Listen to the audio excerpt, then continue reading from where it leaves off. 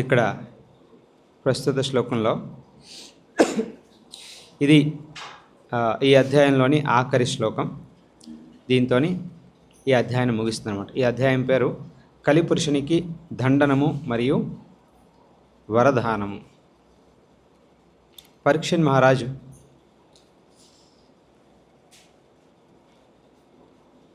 కలిపురుషుడికి తన రాజ్యం నుంచి వెళ్ళిపోమని ఆజ్ఞాపనిస్తాడు. కాకపోతే కలిపురుషుడు రాజు యొక్క పాదాల మీద పడి, నేను కూడా మీలాంటి మీ రాజ్యంలో ఉండేటువంటి ప్రజల్లాగా నేను నాకు కూడా జీవించడానికి ఒక జాగా కావాలి అని చెప్పి కలిపురుషుడు కోరుకున్నప్పుడు 4 ప్రదేశాలని పరీక్షిత్ మహారాజు ఇస్తాడు. ఏంటా 4? ఎవరికైనా తెలుసా? మాంసాహారము, ఎక్కడైతే మాంసాహారం తింటారో. నెక్స్ట్ జూదం ఎక్కడైతే ఆడుతారో అక్కడ, వ్యభిచారం ఎక్కడ ఉంటుందో అక్కడ, అది లాస్ట్. ఇంకొకటి మద్యపానం. సో ఈ 4 జాగాల్ని కలిపురుషుడికి ఇస్తాడనమాట. ఈ ఎక్కడెక్కడైతే ఈ 4 కార్యక్రమాలు జరుగుతాయో అక్కడ నీవు నివసించమని. కాకపోతే కలిపురుషుడికి అప్పటికే తెలుసు పరీక్షిత్ మహారాజు రాజుగా ఉన్నాడు కాబట్టి తన రాజ్యంలో ఎక్కడా కూడా అటువంటి పనులు ఎక్కడా జరగటం లేదు. అంత మంచిగా రాజ్యపాలన చేస్తున్నాడు అనమాట పరీక్షిత్ మహారాజు. అందుకని సో మీ రాజ్యంలో ఎక్కడా కూడా అలాంటి ప్రదేశం లేదు, నాకు వేరే ఏదైనా ఆప్షన్ ఇవ్వండి అని అడుగుతాడు. సో అప్పుడు 5వ ఆప్షను బంగారం. బంగారం ఎక్కడైతే ఉంటుందో అక్కడ మనిషికి న్యాచురల్గానే పొగరు అనేది వస్తుంది, గర్వం అనేది వస్తుంది. అవన్నీ వచ్చినప్పుడు సో ఈ మద్యపానం లేదా జూదం ఆడటం లేదా అక్రమ లైంగిక సంబంధం ఉండటం ఇవన్నీ కూడా ఆటోమేటిక్లీ జరుగుతాయి. అందుకని బంగారం ఎక్కడైతే ఉంటుందో అక్కడ ఉండమని చెప్తారు. సో అదంతా అయిన తర్వాత మళ్ళా ఆధ్యాత్మిక చైతన్యాన్ని, అంటే తన దేశంలో ఉండే వాళ్ళందరినీ కూడా, ప్రజలందరి మనసులోని కూడా మళ్ళీ ఆధ్యాత్మిక చైతన్యాన్ని వాపస్ తీసుకొస్తాడనమాట.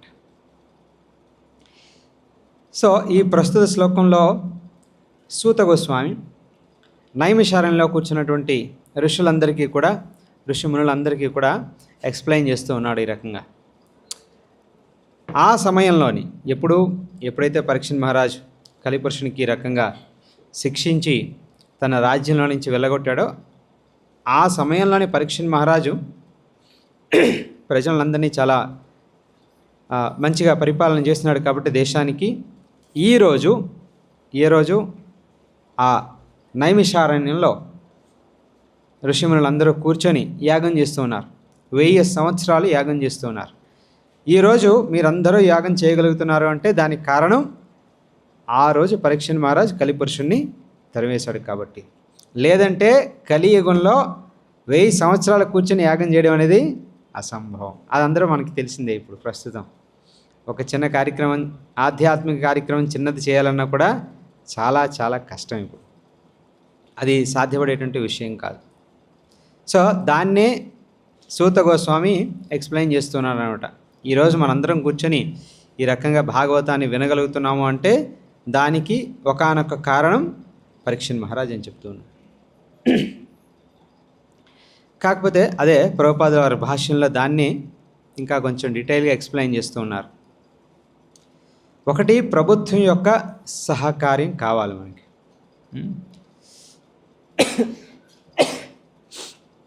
కాకపోతే ఆ ప్రభుత్వం కూడా ఎలాంటి ప్రభుత్వం అయి ఉండాలి అంటే ఏం రాశారు ఇక్కడ? తపస్సు, శౌచము, దయ, సత్యము, ఇవన్నీ కూడా పిల్లర్స్ అన్నమాట. ధర్మం, సొసైటీలో ధర్మం నిలబడి ఉండాలి అంటే, ధర్మ పాలన జరగాలి అంటే తపస్సు, శౌచము, దయ, సత్యము ఇవన్నీ కూడా జనాలు పాటించాలి. జనాలు పాటించాలి అంటే జనాలు ఎవరిని ఫాలో అవుతారు? లీడర్స్ని ఫాలో అవుతారు. లీడర్స్ ఫాలో అయితేనే జనాలు ఫాలో అవుతారు. లీడర్సే ఫాలో కాకపోతే ఇంక జనాలు ఎలా ఫాలో అవుతారు? సామాన్యులకి అంత జ్ఞానం అనేది ఉండదు. అందుకనే లీడర్స్ ఫాలో అవ్వాలి. అందుకనే ప్రభుపాద రాస్తున్నారు, ప్రభుత్వం అనేది సహకరించాలి ఈ విషయంలో. అంటే ప్రభుత్వంలో ఉండే నాయకులు కూడా, నేతలు కూడా వీటిని పాటించాలి. అప్పుడే సామాన్యులు పాటించడానికి సాధ్యపడుతుంది.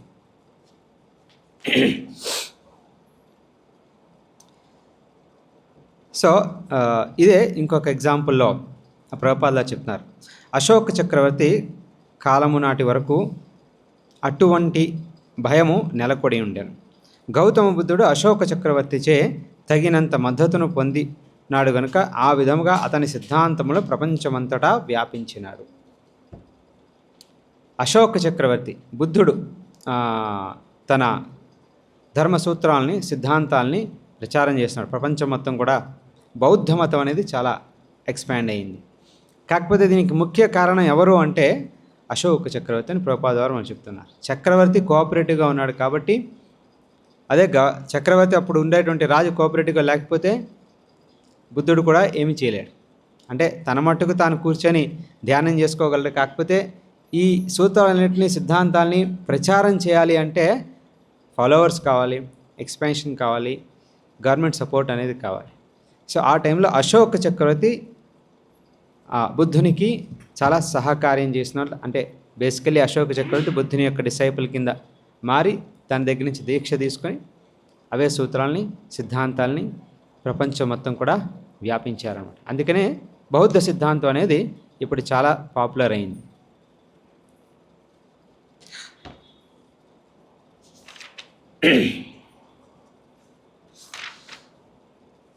సో ఈ ప్రస్తుత శ్లోకంలో ప్రభుపాద ఇంకొన్ని విషయాలు మనకి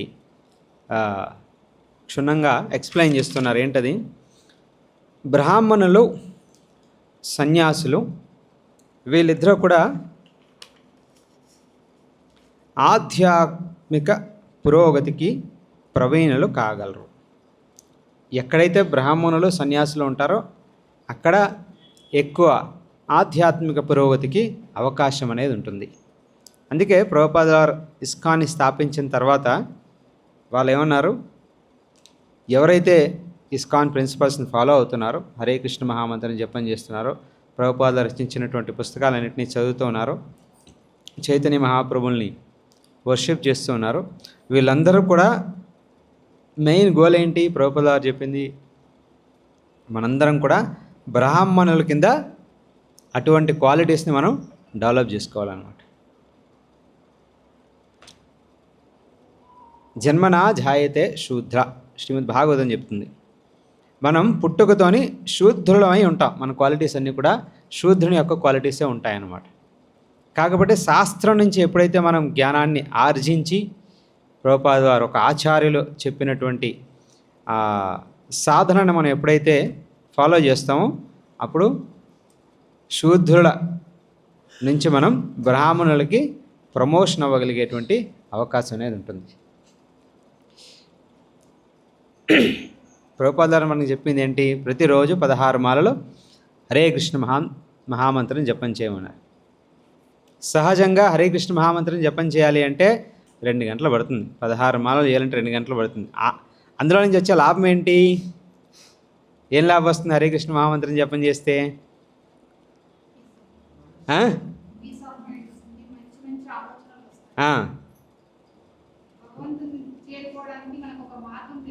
మీ కష్టాలు, కష్ట నష్టాలు అందరూ ఎక్కువగా అదే కదా చూసేది. కష్టాలు ఎప్పుడు పోతాయి? భగవంతుని మనం ప్రార్థించుకునేది అదే కదా. మన జీవితంలో ఉన్నటువంటి కష్టాలని ఎప్పుడు పోతాయి? ధనం అనేది ఎప్పుడు పెరుగుతుంది? అకౌంట్లో బ్యాలెన్స్ అనేది ఎప్పుడు పెరుగుతుంది? అందమైనటువంటి భార్య భర్తలు ఎప్పుడు చిక్కుతారు? మంచిగా బుద్ధిమంతులైనటువంటి పిల్లలు ఇంట్లో ఉండాలి. ఇదే కదా, సమస్యలనే ఉండకూడదు. బట్ హరే కృష్ణ మహామంత్రం జపం చేస్తే అవన్నీ ఏమైనా మనకు కనిపిస్తున్నాయా? మన అకౌంట్లో బ్యాలెన్స్ అయినా పెరుగుతుందా? ఆటోమేటికల్లీ పెరుగుతుందా? సో మన పరిస్థితి ఏంటనేది మనకు అర్థమవుతుంది. అది ఎలా అర్థమవుతుంది? దానికి కారణం ఏంటి? ఒకటి, భగవద్గీతలో కృష్ణ భగవానుడు మనకు చెప్తూ ఉన్నాడు ఈ రకంగా,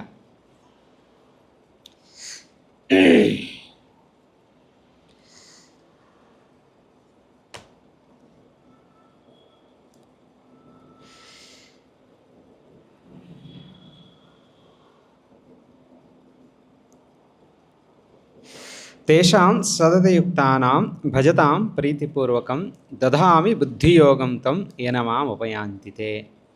తేషాం సతతయుక్తానాం, సతతం అంటే సర్వదా అన్ని సమయాల్లోని, భజతాం ప్రీతిపూర్వకం మనం భగవంతుణ్ణి ప్రీతితో భజన చేస్తే, పూజన చేస్తే అప్పుడు దదామి బుద్ధియోగం, మనకి బుద్ధి, మన శరీరంలోని మనస్సు బుద్ధి అనేవి ఉన్నాయి. మనస్సు బుద్ధి అనేవి ఉన్నాయి. బట్ అయినా సరే మనం స్కూల్కి పోతాం, కాలేజీకి పోతాం నేర్చుకోవడానికి. విద్య అనేది కావాలి. అంటే విద్యని నేర్చుకోవడానికి మనం వేరొకరి దగ్గరికి పోవాల్సి ఉంటుంది. అంత విద్య నేర్చుకున్నా కూడా పరీక్ష రాసే టైంకి మళ్ళీ అన్నీ మర్చిపోతాం. అవునా కదా? మళ్ళీ రివైజ్ చేసుకోవాలి. ఎగ్జామ్కి వెళ్ళే ముందు మళ్ళీ ఒకసారి మొత్తం సిలబస్ మొత్తం రివైజ్ చేసుకోవాలి. దీని అంతటికీ కారణం ఏంటి? ఇంతకు మునుపు ఫర్ ఎగ్జాంపుల్ పాండవులు, కౌరవులు ద్రోణాచార్యుని దగ్గరికి వెళ్ళారు శిక్షణ నేర్చుకోవడానికి. ఒక్కసారి ద్రోణాచార్యుడు మంత్రం జపించేవాడు అంతే. తన శిష్యులందరూ కూడా ఒక్కసారి వినగానే ఏ విధంగా అస్త్రాన్ని దాన్ని ఏం చేయాలి? ఛేదించడం కాదు, ఫస్ట్ అస్త్రాన్ని ఇన్వోక్ చేయాలన్నమాట. ఫస్ట్ ఇన్వోక్ చేయాలి. బాణం అనేది సామాన్యమైనది కాబట్టి ఆ మంత్రం జపం చేసినప్పుడు అందులో శక్తి అనేది వస్తుందన్నమాట. సో అది ఏ మంత్రం ఒకసారి వింటేనే అర్థమైపోయేది. 5000 సంవత్సరాల కిందట, 5000 సంవత్సరాలు. ఇప్పుడు మనం ఎన్నిసార్లు రివైజ్ చేసినా సిలబస్ ఇంకా మళ్ళీ మర్చిపోతూనే ఉంటాయి. ఎన్నిసార్లు చదివినా మళ్ళీ మర్చిపోతుంటాం. దీనికి కారణం ఏంటి అంటే కలి పురుషుని యొక్క కారణం, కలి ప్రభావం. పరీక్ష మహారాజు వెళ్ళిపోయిన తర్వాత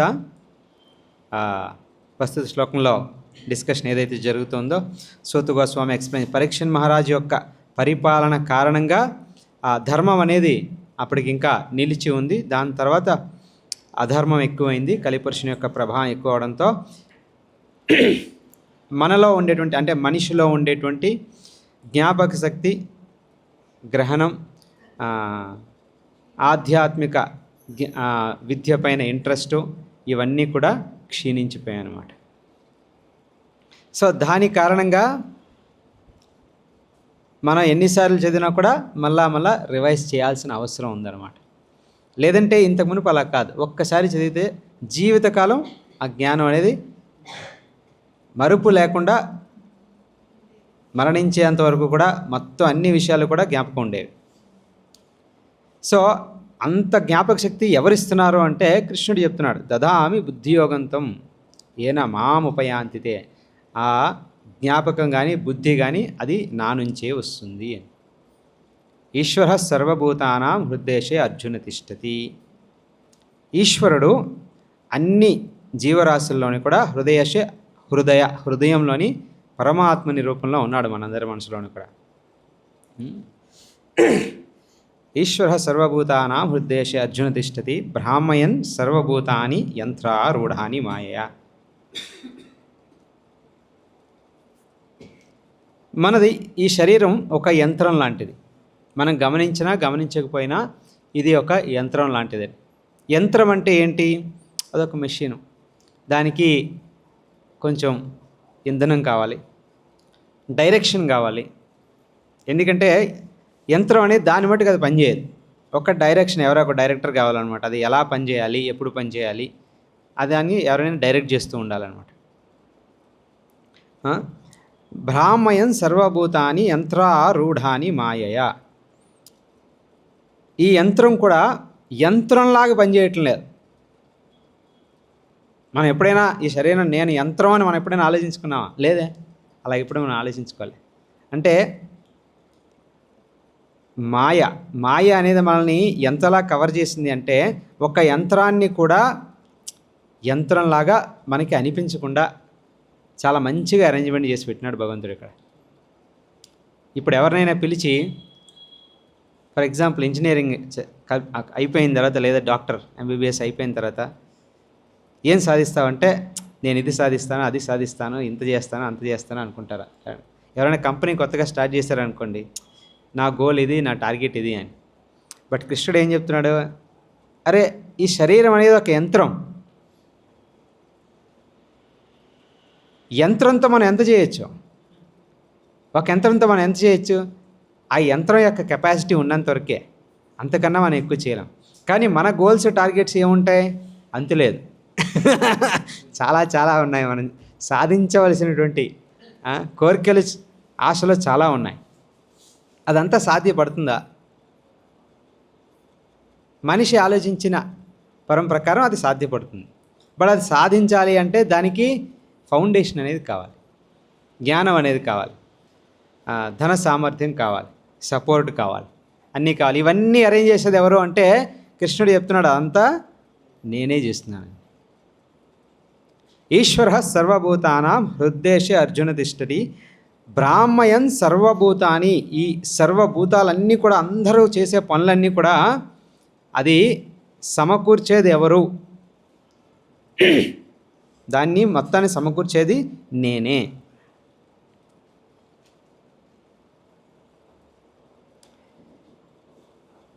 సామాన్యులకి కూడా సమకూరుస్తాడు, అదే రీతిలో భక్తులకు కూడా సమకూరుస్తాడు. మరి ఇద్దరికీ మధ్య వ్యత్యాసం ఏముంది? వాడు సాధించాడు, నేను సాధించడం, నేను భక్తిని ఎందుకు చేయాలి కదా? అందరూ ఒకే రిజల్ట్ వచ్చినప్పుడు ప్రత్యేకించి మనం కృష్ణుని ధ్యానించవలసిన అవసరం ఏముంది అని చాలామందికి డౌట్ వస్తుంది సహజంగా. అందుకనే కృష్ణుడు చెప్పేది భగవద్గీతలో, తేషాం సతతయుక్తానాం భజతాం ప్రీతిపూర్వకం. ఎవరైతే నన్ను ప్రీతితో భజనం చేస్తారో, పూజిస్తారో, వాళ్ళకి దదామి బుద్ధియోగం, వాళ్ళకి బుద్ధి నేను ఇస్తాను. ఎవరైతే నన్ను పూజించరో వాళ్ళకి ప్రత్యేకించి భగవంతుణ్ణి లేదా ఏ విషయాన్నైనా సరే సాధనం ఎలా చేయాలి, ఎలా సాధించాలి, భగవంతుని యొక్క కృప ఎలా పొందాలి, జీవితంలో ఉండేటువంటి ఈ మానవ జన్మకి గమ్యం అనేది ఏంటి, ఇవన్నీ కూడా భగవంతుడు ఆ వివేకాన్ని ఇవ్వడు. వాళ్ళందరూ కూడా ఈ శరీరాన్ని ఒక యంత్రం కింద వాడతారంతే. అలా కాకుండా ఈ శరీరం యొక్క లిమిటేషన్ నుంచి బయటికి వచ్చి భగవంతుణ్ణి మనం పొందాలి అంటే, మోక్షం పొందాలి అన్నా, లేదా మన జన్మ కర్మ చక్రం నుంచి, జనన మరణ చక్రం నుంచి మనం బయటికి రావాలి అన్నా, దానికి భగవంతుని యొక్క కృప కావాలి. ఆ భగవంతుని యొక్క బుద్ధి ఏదైతే ఉందో, ఏదైతే చెప్తున్నాడో దదామి బుద్ధి యోగం, ఆ బుద్ధి యోగం అనేది మనకి చాలా చాలా అవసరమైంది.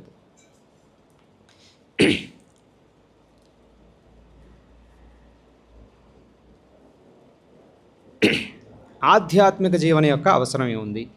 సామాన్యంగా భౌతిక కర్మ చేసుకుంటూ కూడా జీవించవచ్చు. కాకపోతే భాగవతంలో చెప్పబడినట్టుగా సుఖంగా జీవించాలి అంటే కష్టం అనేది ఉండకూడదు. కష్ట నష్టాలు అనేవి లేకుండా ఉంటేనే సుఖంగా మనం జీవించగలం. అలా సుఖంగా జీవించాలి అంటే అందరూ కోఆపరేటివ్గా ఉండాలి. అందరూ కోఆపరేటివ్గా ఉండాలి అంటే అందరి ఇంట్రెస్టు ఒకటే అయి ఉండాలి. అవునా కాదా? ఒకరి ఇంట్రెస్ట్ ఒకలాగా, ఇంకొకరి ఇంట్రెస్ట్ ఒకలాగా. ఒక ఎగ్జాంపుల్ ప్రభుపాదులు గారు చెప్తారు. తెల్లవారుజాము అయింది,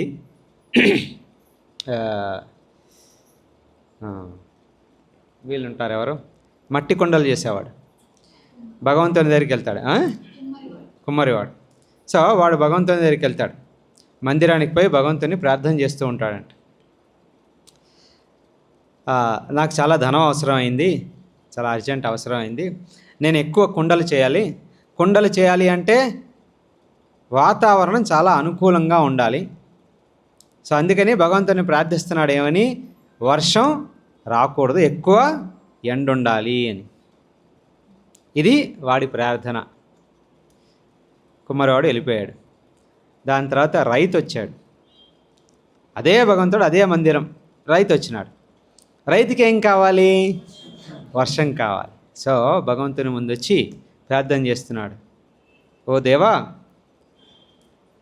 త్వరగా వర్షం వచ్చేటట్టు చూడు, భూమి ఎండిపోతుంది, నీరు లేదు, ఇప్పుడు ఏంది ఋతువులు స్టార్ట్ అవుతున్నాయి, సో నేను పొలాన్ని రెడీ చేసి పెట్టాలి, ఇదన్నీ చేయాలి అంటే వర్షం కావాలి. భగవంతుని వర్షం ప్రార్థిస్తున్నాడు. మొదట వచ్చినవాడు కూడా భక్తుడే, రైతు కూడా భక్తుడే. ఇద్దరూ భగవంతుని ప్రార్థన చేస్తున్నారు. కానీ ఏమని ప్రార్థన చేస్తున్నారు? ఒకటి ప్రార్థన ఇంకోలాగా ఉంది, ఇంకో ప్రార్థన ఇంకోలాగా ఉంది. ఇద్దరిలో ఎవరికి శాంక్షన్ చేసినా కూడా రెండో వాడికి నష్టం అవుతుంది. సో ఇప్పుడు భగవంతుడు ఎవరికి శాంక్షన్ చేస్తాడు? సో ఈ సృష్టి ఏదైతే ఉందో ఆ రకంగా చాలా కాంప్లికేటెడ్గా ఉందన్నమాట. మనం అనుకోవచ్చు భగవంతునికి ప్రార్థన చేసుకోవచ్చు, మనం వచ్చి మన ఇస్కాన్ టెంపుల్కి వచ్చి భగవంతుని ప్రార్థన చేస్తుంటాం. ప్రతి ఒక్కరూ భగవంతునికి వచ్చినప్పుడు ఏదో ఒక ప్రార్థన చేస్తూనే ఉంటారు. కాకపోతే మనకు తెలియని విషయం ఏంటంటే ఈ సృష్టి ఏ రకంగా చేసినంటే మన ప్రార్థన కారణంగా ఇంకొకరికి నష్టం జరుగుతుంది. ఇది అర్థం చేసుకోవడం మనకి చాలా కష్టం, చాలా టైం పడుతుంది. అందుకే శాస్త్రాన్ని చదవాలంటారు. భాగవతం ఒకే ఇంట్రెస్ట్ ఉండాలి, ప్రజలందరిలో కూడా ఒకటే ఇంట్రెస్ట్ ఉండాలి. అలాంటి ఒకే ఇంట్రెస్ట్ని తీసుకొచ్చేవాడు ఎవడు అంటే రాజు. పరీక్షిత్ మహారాజు ఆ సమయంలో భగవంతుణ్ణి ధ్యానం చేయాలి అనేటువంటి ఆయన సామాన్యమైనటువంటి రాజు కాదు, ఆయన రాజ ఋషి. రాజు ప్లస్ ఋషి కూడా, రాజ ఋషి అని పిలుస్తారు వాళ్ళని. సో అటువంటి రాజఋషి నేతగా ఉన్నాడు కాబట్టి, రాజుగా ఉన్నాడు కాబట్టి ఆ సమయంలోని ప్రజలందరిలోని కూడా ఒకే రకమైనటువంటి ఇంట్రెస్ట్ని తీసుకొచ్చినాడు. ఆ రకంగా అందరూ సుఖంగా జీవనం చేస్తున్నారు. అలాంటి సుఖమైనటువంటి జీవనం ఇప్పుడు మనకి ఎక్కడా కనిపించడం లేదు. ఫర్ ఎగ్జాంపుల్ వేరే దేశంలో చూస్తే అక్కడ యుద్ధం జరుగుతుంది. ఎంత త్వరగా ఒక దేశాన్ని నాశనం చేసి ఇంకో దేశం స్థిరపడుతుందా అని ఎంత త్వరగా సాధ్యపడితే అంత త్వరగా అంత పెద్ద పెద్ద బాంబులు రెడీ చేసి పెడతారు. అవునా కాదు? అంటే ఇంకొక నష్టం చేస్తేనే కానీ నాకు సుఖం అనేది రాదు.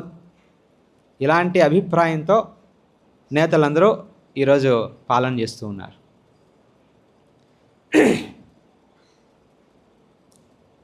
అందుకనే ప్రభుపాద వారు మనకి ప్రతిరోజు కూడా సాధన తప్పకుండా మిస్ కాకుండా మనం సాధన చేయాలి అని ప్రభుపాద వారు మనకు చెప్పేది. సాధన అంటే ఏంటి? హరే కృష్ణ మహామంత్రం జపం చేసేది. ప్రతిరోజు 16 మాలలు హరే కృష్ణ మహామంత్రం మినిమం. ఒకవేళ 16 మాలలు జపం చేసేటువంటి స్టేజ్కి రాకపోతే అట్లీస్ట్ 2 మాలలు, 4 మాలలు, 8 మాలలు, 12, లాస్ట్లో ఫైనల్లీ 16. ఏం జరుగుతుంది? బేసికలీ ప్రభుపాద వారు చెప్పేటువంటి మనకి ఇచ్చినటువంటి సాధన ద్వారా మనలో జరిగేటువంటి మార్పు ఏంటి?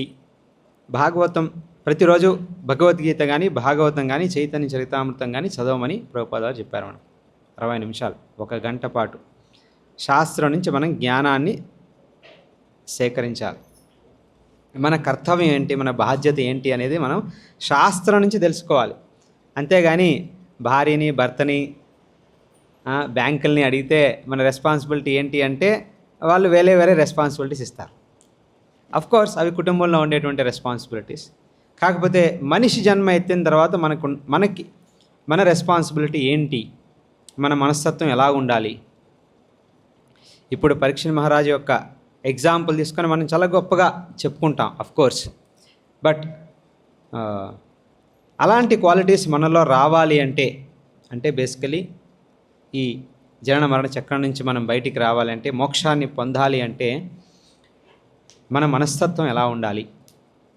మన దృష్టి మన ప్రపంచాన్ని చూసేటప్పుడు, లేదా భగవంతుని దర్శనం చేసుకున్నప్పుడు కానీ, లేదా సమస్యలను ఎదుర్కొన్నప్పుడు కానీ, లేదా జ్ఞానాన్ని ఆర్జించినప్పుడు, చదువుకున్నప్పుడు కానీ, లేదా బిజినెస్ చేస్తున్నప్పుడు కానీ మన మనస్తత్వం ఎలా ఉండాలి? ఇవన్నీ తెలుసుకోవడానికే, నేర్పించడానికి శ్రీకృష్ణ భగవానుడు స్వయంగా శ్రీమద్ భాగవతం రూపంలో, శాస్త్ర రూపంలో ఈ కలియుగంలో మనకి వరప్రసాదాన్ని ఇచ్చినాడు. పరీక్షిత్ మహారాజు ఒక ఎగ్జాంపుల్. అదే రీతిలో ఇంకొక ఎగ్జాంపుల్ కూడా శ్రీమద్ భాగవతంలో చాలా చక్కగా చెప్పబడింది. అది గజేంద్ర మోక్షం మనందరం విన్నాం కదా. గజేంద్రుడు ఒక ఏనుగు రూపంలో జీవిస్తూ ఉన్నాడు.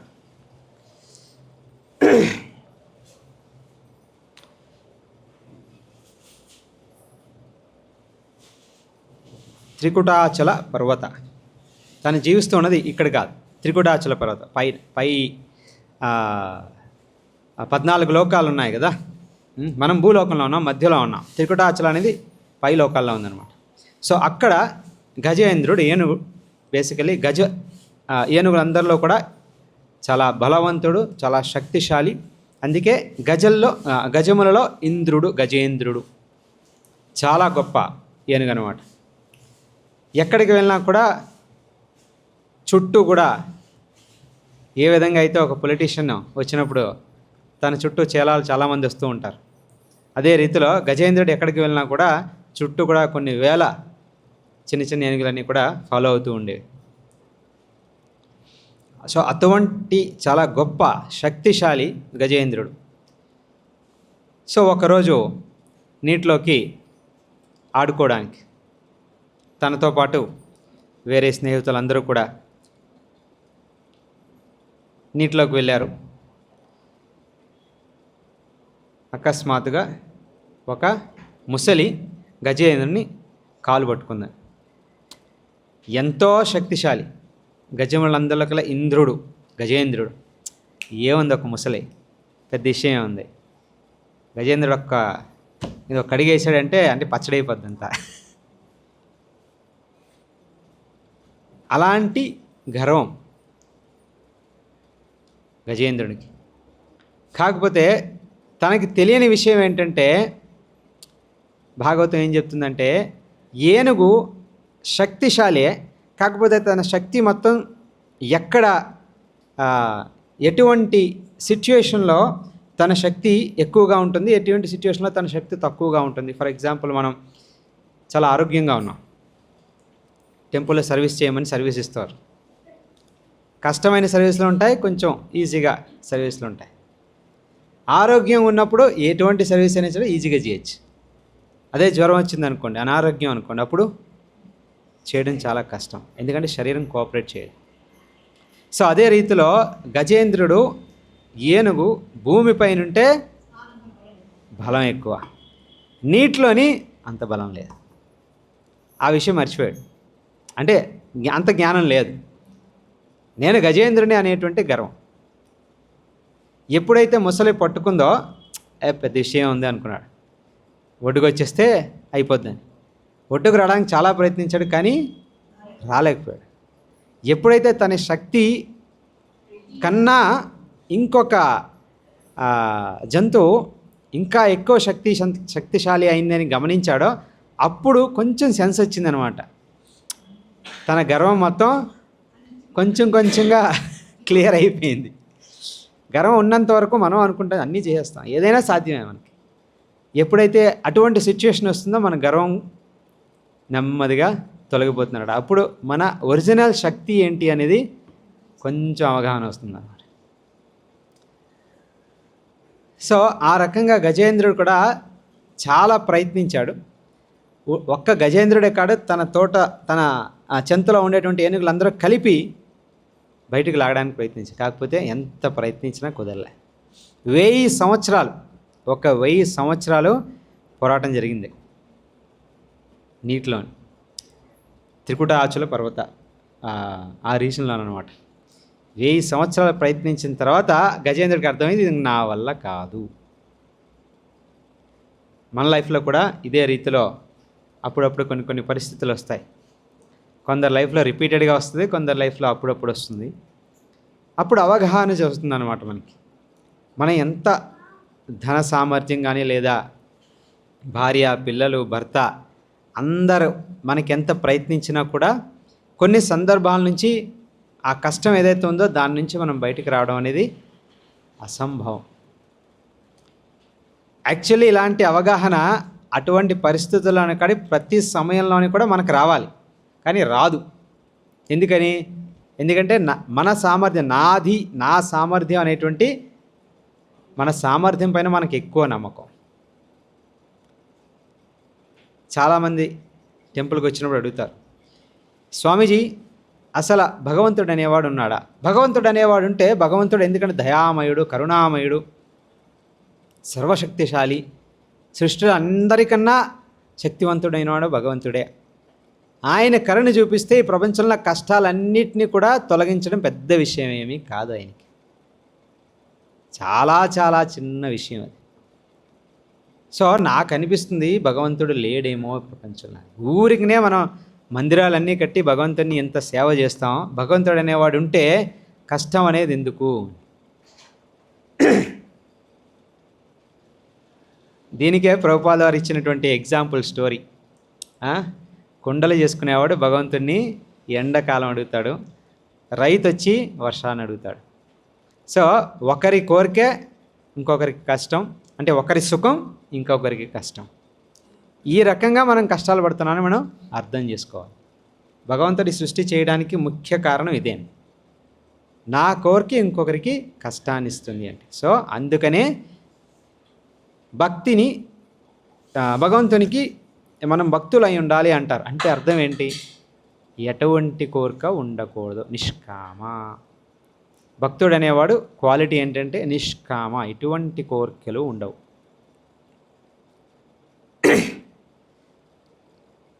సో గజేంద్రుడు అలాంటి పరిస్థితి ఏర్పడినప్పుడు 1000 సంవత్సరాల తర్వాత పూర్తిగా అవగాహన అయింది, ఇంకా నా వల్ల కాదు, నేను ఈ సందర్భం నుంచి, ఈ ప్రమాదం నుంచి బయటపడటం, నా శక్తి సామర్థ్యాల మీద ఆధారపడడం అనేది మూర్ఖత్వం.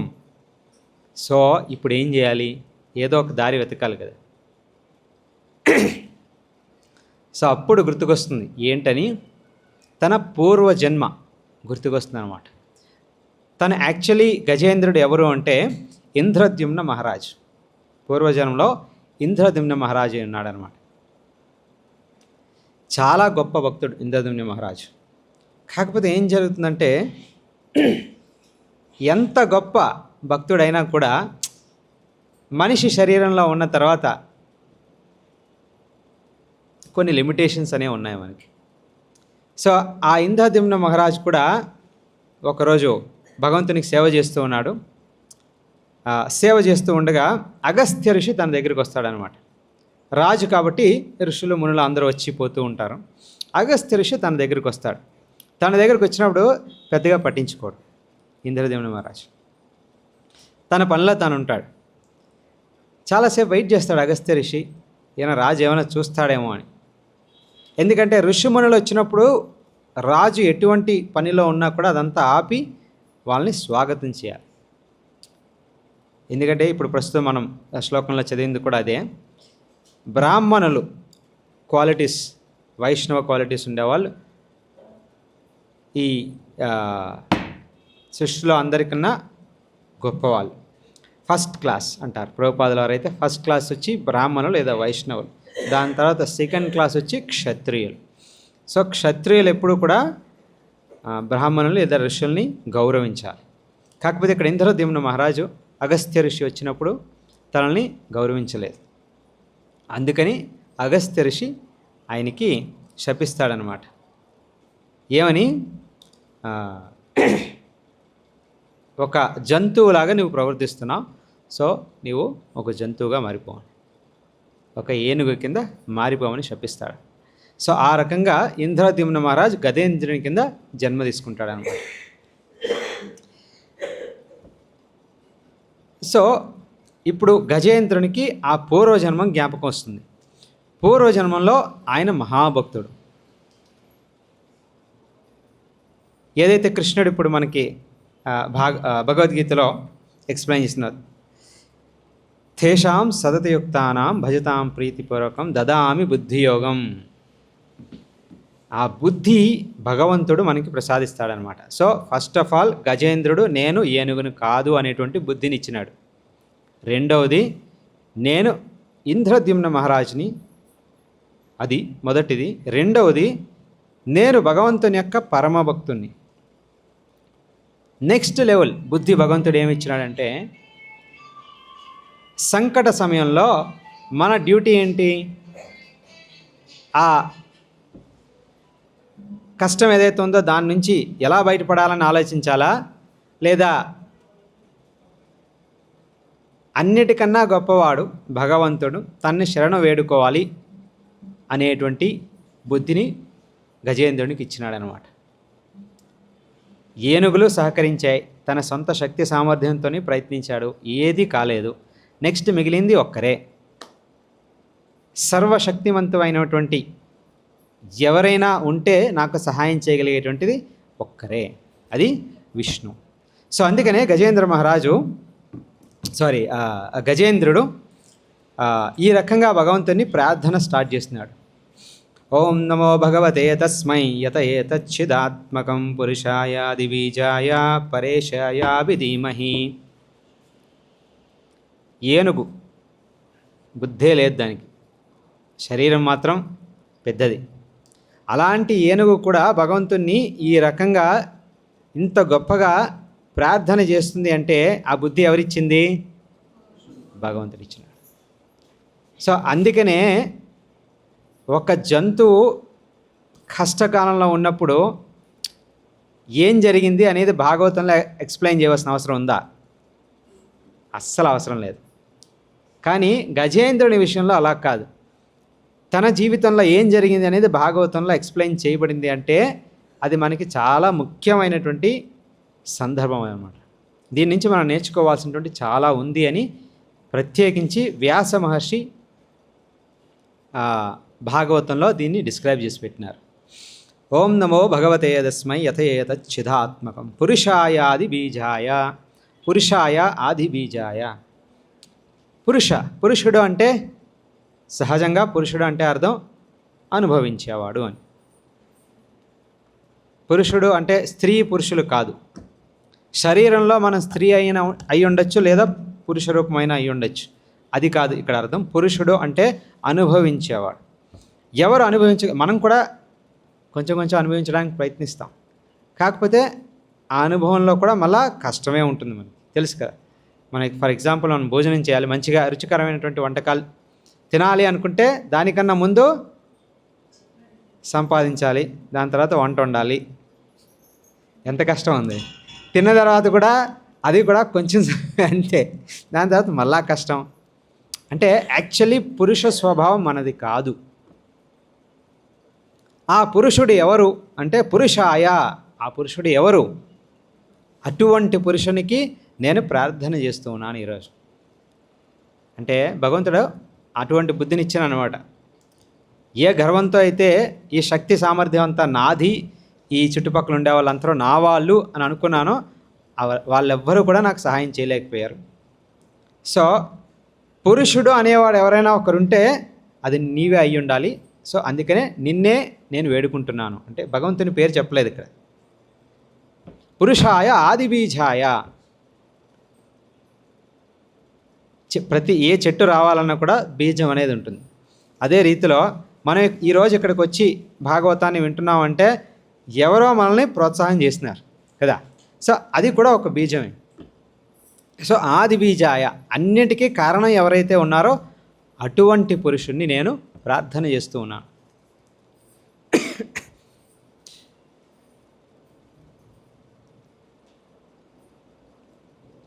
అది కూడా ఎటువంటి పురుషుడు అంటే సృష్టిలో ఉండేటువంటి సర్వరాశులు కూడా ఎవరినైతే ప్రార్థన చేయవలసి ఉందో అటువంటి పురుషుని మాత్రమే నేను ప్రార్థన చేస్తున్నాను, వేరే ఎవరిని కాదు అని. ఇక్కడ మీరు ఒక విషయాన్ని అబ్జర్వ్ చేశారో లేదు,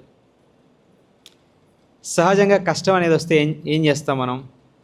వేరొకరి దగ్గరికి వెళ్ళి ఫలానా సమస్య ఉంది, నాకు సహాయం చేయండి అంటాం. లేదా వేరే సోషల్ మీడియాలోనే లేదా వేరే వేరే రీతిలో మన కష్టాన్ని ముందు మనం చెప్పుకుంటాం, అవునా కదా? కానీ ఇక్కడ గజేంద్రుడు ఇంత కష్టమైనటువంటి సమయంలో ఉన్నా కూడా, మరణ సమయంలో ఉన్నా కూడా తన కష్టం గురించి ఏమాత్రం చెప్పలే. ఈ శ్లోకంలో ఎక్కడో కూడా నేను కష్టంలో ఉన్నాను అని ఎక్కడైనా చెప్పినాడా? లేదు. ఇది భక్తుని యొక్క క్వాలిటీ అన్నమాట. నా కష్టం అనేది వస్తుంది పోతుంది, సుఖం అనేది వస్తుంది పోతుంది. కష్టం ఉన్నప్పుడు మాత్రమే నేను భగవంతుని ధ్యానం చేస్తాను, సుఖంలో ఉన్నప్పుడు భగవంతుని ధ్యానం చేయను, అలాగేం లేదు. భక్తునికి కష్టంలో ఉన్నా నష్టంలో ఉన్నా భగవంతుని ధ్యానం చేసేటువంటి రీతిలో మార్పు అనేది ఎప్పుడూ ఉండదు. అఫ్కోర్స్ ఇక్కడ గజేంద్రుడు కష్టాల్లో ఉన్నాడు కాబట్టి భగవంతుని ధ్యానం చేస్తున్నాడు. బట్ అఫ్కోర్స్ ఆ బుద్ధి కూడా భగవంతుడే ఇచ్చినాడు. దాని తర్వాత యస్వాత్మనేధం విజయాయ అర్పితం క్వచిత్ విభాతం క్వచ తత్తిరోహితం అవిద్దదృక్సాక్షిభయం తదీక్షతే సాత్మమూలవతు మాం పరాత్పరః. అవిద్ధ దృక్ సాక్షి. భగవద్గీతలో కూడా కృష్ణుడు అదే చెప్పినాడు. మనం చేసే కార్యక్రమాలు, మనం అంటే మనుషులే కాదు, ఈ సృష్టిలో ఏం జరుగుతుందో దాని అంతటికీ సాక్షి నేను. అవిద్ధ దృక్ పరిశీలించేవాడు. అవిద్ధ దృక్ సాక్షి ఉభయం తదీక్షతే. ఈ సృష్టిలో జరిగేటువంటి అన్ని కార్యక్రమాలకి కూడా పరిశీలించేవాడు కూడా తనే, సాక్షి కూడా తనే. అంటే నేను ఇప్పుడు కష్టంలో ఉన్నాను, నా కష్టాన్ని ఎవరైతే సాక్షిగా ఉన్నారో అటువంటి భగవంతుని నేను ధ్యానం చేస్తున్నాను. అంటే ఊరికి ఎవరిని పడితే వాళ్ళని ధ్యానం చేస్తే ప్రయోజనం ఏముంది? మీరు ఇప్పుడు ఏదైనా ఒక లోన్ కావాలనుకోండి, బ్యాంకుల చుట్టూ తిరుగుతారు. ఫస్ట్ ఫ్రెండ్స్ ఎవరి దగ్గరైనా ట్రై చేస్తారు లోన్ ఇస్తారా అని. ఎవరు ఇవ్వగలిగే వాళ్ళు అయితే ఇస్తారు. బట్ పెద్ద లోన్ కొంచెం రిక్వైర్మెంట్ ఎక్కువ ఉన్నది, చాలా పెద్దదనుకోండి, అప్పుడు ఎవరు సహాయం చేయరు. అప్పుడు ఎక్కడికి వెళ్తారు? బ్యాంకుల దగ్గరికి వెళ్తారు. అంటే వీళ్ళకి కానప్పుడు నెక్స్ట్ లెవెల్ మనం ట్రై చేస్తాం. వాళ్ళకు కూడా కానప్పుడు ఇంకా నెక్స్ట్ లెవెల్. ఇంకెవరున్నారు బ్యాంకులు దాటి? ఇన్వెస్ట్మెంట్. ఇంకా పెద్ద కార్పొరేషన్ ఏమైనా, మనం పెద్ద పెద్ద కంపెనీ అంటే అప్పుడు ఇన్వెస్ట్మెంట్, ఎవరైతే ఇన్వెస్ట్మెంట్ చేస్తారో వాళ్ళ దగ్గరికి పోతాం. ఎందుకంటే వాళ్ళంతా 100 కోట్లు 1000 కోట్లలో చేస్తూ ఉంటారు ఇన్వెస్ట్మెంట్ అనేది. అంటే ఒకరిని మించి ఇంకొకరిని మించి ఇంకొకరు, అల్టిమేట్గా ఎవరి దగ్గరికి పోవాలి? ఆ అల్టిమేట్ ఎవరైతే ఉన్నారో ఆల్రెడీ నా కష్టాన్ని వాడు వీక్షిస్తూ ఉన్నాడు, నా కష్టాన్ని వాడు పరిశీలిస్తూ ఉన్నాడు, నా కష్టానికి సాక్షిగా ఉన్నాడు. అవిద్యదృక్ సాక్షి ఉభయం తదీక్షతే. అటువంటి వ్యక్తిని నేను ప్రార్థిస్తూ ఉన్నాను. ఎవరిని పడితే వాళ్ళని ఎందుకే ప్రార్థిస్తారు అని బేసికల్లీ గజేంద్రుడు చెప్పేదంటే, ఎవరిని పడితే వాళ్ళని ప్రార్థించకండి, ఎవరైతే మన కష్ట నష్టాలన్నింటినీ సాక్షిగా ఉన్నాడో, పరిశీలిస్తూ ఉన్నాడో అటువంటి పరమాత్ముని ధ్యానం చేయాలి అని. ఇంతటి వివేకంతో గజేంద్రుడు ప్రార్థన చేస్తూ ఉన్నాడు కాబట్టే ఈ గజేంద్రుని యొక్క ప్రార్థనల్ని శ్రీమద్ భాగవతంలో రచించబడి ఉన్నాయి. లేదంటే సామాన్యమైనటువంటి మనుషుల యొక్క ప్రార్థనలు ఏవి కూడా ఇలా శాస్త్రాల్లో రచించవు. దాని తర్వాత నెక్స్ట్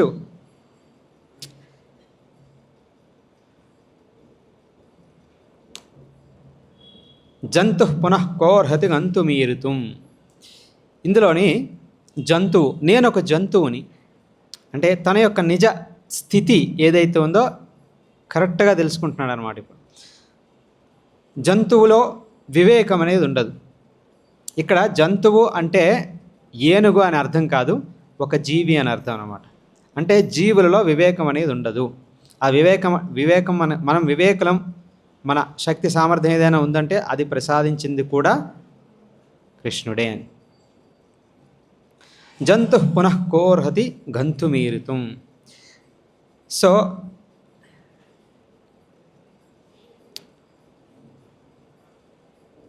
ఎంతోమంది దేవతలు, ఋషులు, మునులు వీళ్ళందరూ కూడా భగవంతుని కృప కోసం ధ్యానం చేస్తూ ఉన్నారు.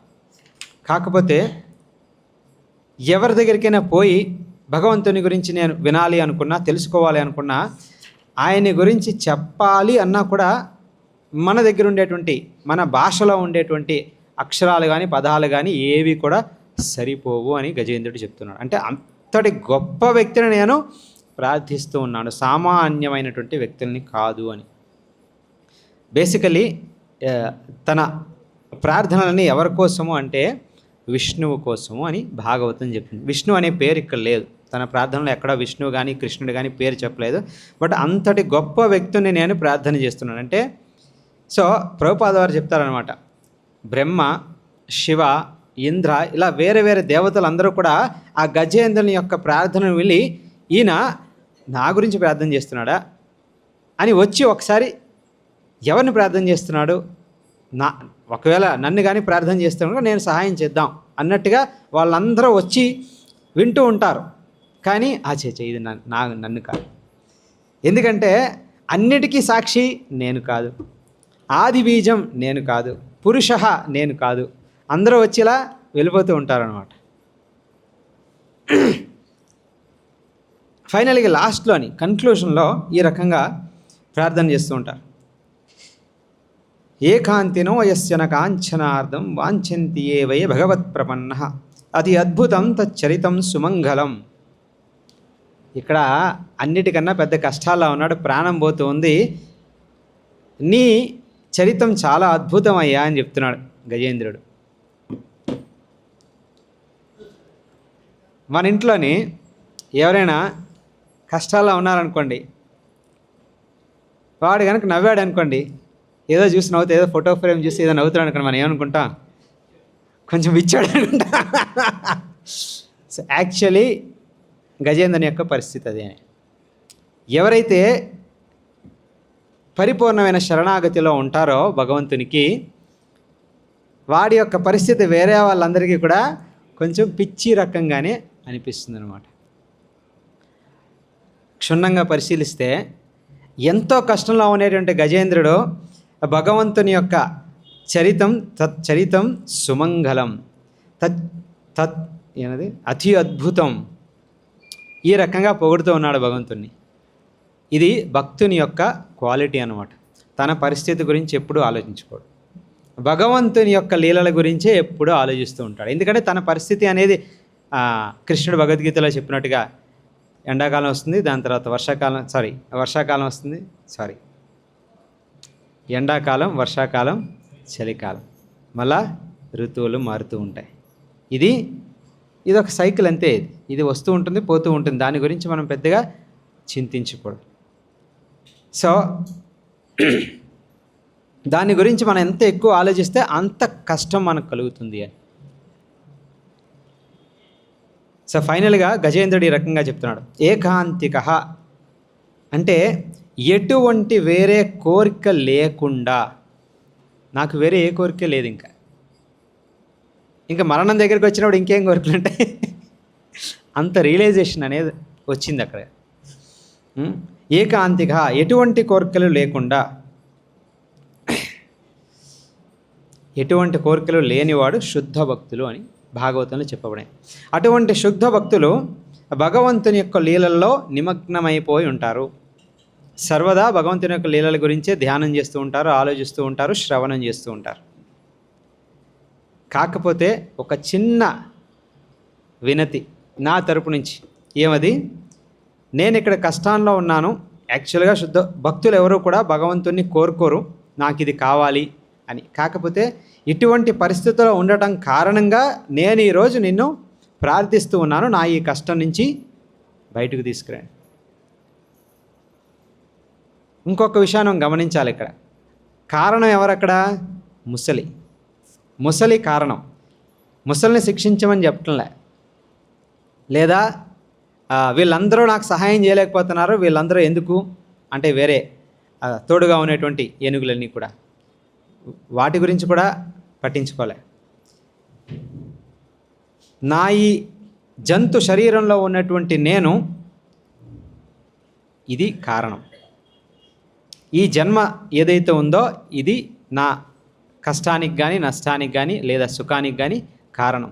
సో ఈ కారణం నుంచి నన్ను బయటికి తీసుకురా అని చెప్పి ప్రార్థన చేస్తూ ఉన్నాడు. చాలా గజేంద్ర మోక్షంలో ఉండేటువంటి ప్రేయర్స్ అన్నీ కూడా చాలా ఉన్నాయి. ఆల్మోస్ట్ 40 శ్లోకాలు ఎన్నో గజేంద్రుడు ప్రార్థన చేస్తున్నాడు. కాకపోతే ఒకే ఒక్క శ్లోకంలోని ఆఖరిలోని రక్షించవయ్యా అని చెప్పినాడు. సో దీన్ని బట్టి ఏమర్థమవుతుంది, భక్తిలో మనం కూడా భగవంతుని ప్రార్థించుకునేటప్పుడు మన కోరికలను తగ్గించుకొని భగవంతుని యొక్క లీలల్ని మనం, లేదా భగవంతుని యొక్క గొప్పతనాన్ని మనం ఎక్కువ ధ్యానం చేయవలసినటువంటి అవసరం ఉందని భాగవతం మనకు చెప్తుంది అనమాట. ఇది శుద్ధ భక్తుని యొక్క మనస్తత్వం.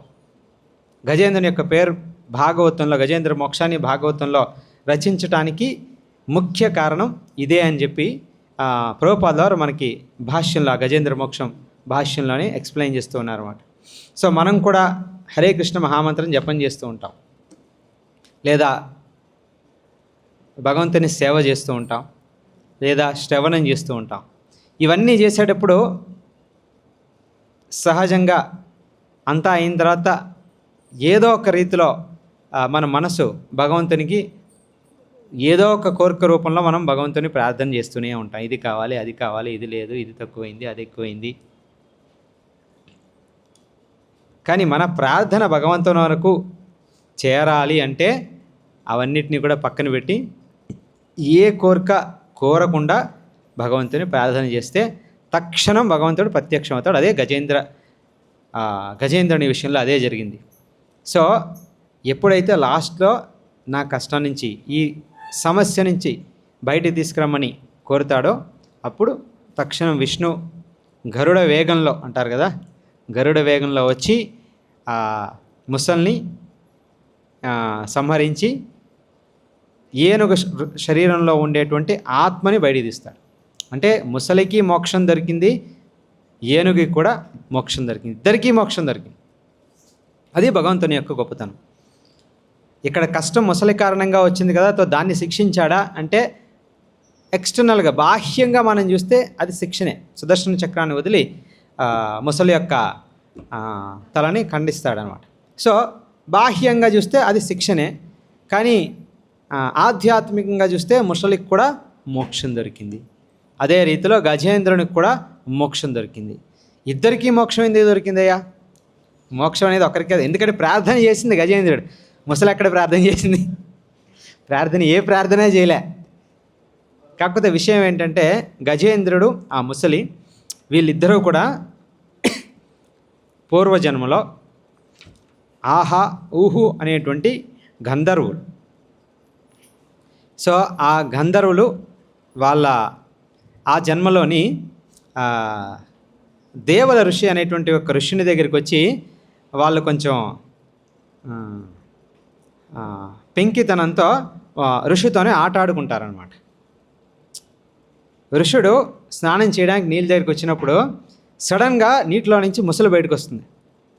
ఈ ఆహా ఊహు ఒకరు ఏనుగు రూపంలోని, ఇంకొకరు ముసలి రూపంలోని ఆ ఋషితోని ఆడుకుంటారనమాట. సడన్గా నీటిలో నుంచి బయటికి రాగానే ఋషుడు భయపడి పారిపోతాడు. అప్పుడు పరిగెత్తినప్పుడు అటునుంచి ఏనుగు వస్తుంది. ఆ ఏనుగుని చూసి మళ్ళీ ఇటువైపు పరిగెడతాడు. మళ్ళీ ఇటు నుంచి ముసలి వస్తుంది, మళ్ళీ అటు నుంచి ఏనుగు వస్తుంది. ఈ రకంగా ఆ దేవల ఋషితో ఆడుకున్నప్పుడు, దేవల ఋషి సామాన్యమైనటువంటి ఋషి కాదు, మహాపురుషుడు. సో ఆయన దివ్య దృష్టితో చూస్తాడనమాట. ఏంటి ఈ ఏనుగు ముసలి నాతోని ఎందుకు ఈ రకంగా ఆడుకుంటున్నా? ఎందుకంటే ఇద్దరూ కూడా తనకేమీ హాని కలిగించడం లేదు, ఓన్లీ ఆడుకుంటున్నారు అంతే. సో ఆడుకున్నప్పుడు తనకు డౌట్ వచ్చి తన దివ్య దృష్టితో చూసినప్పుడు, ఓహో వీళ్ళిద్దరూ గంధర్వులు నాతో ఈ రకంగా ఆడుకుంటున్నారని చెప్పి వాళ్ళిద్దరిని శపిస్తాడనమాట. సో నువ్వు ఏనుగు రూపంలోనే ఉండు, నీవు ముసలి రూపంలోనే ఉండు అని.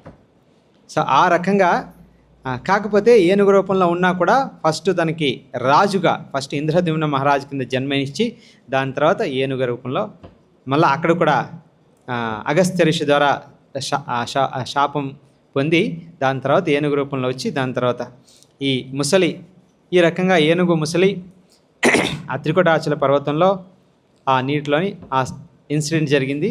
దాని తర్వాత అదంతా భాగవతంలో రచించబడి మనకి ఈరోజు గజేంద్ర మోక్షంగా ఈ పాఠం చెప్పబడింది అనమాట.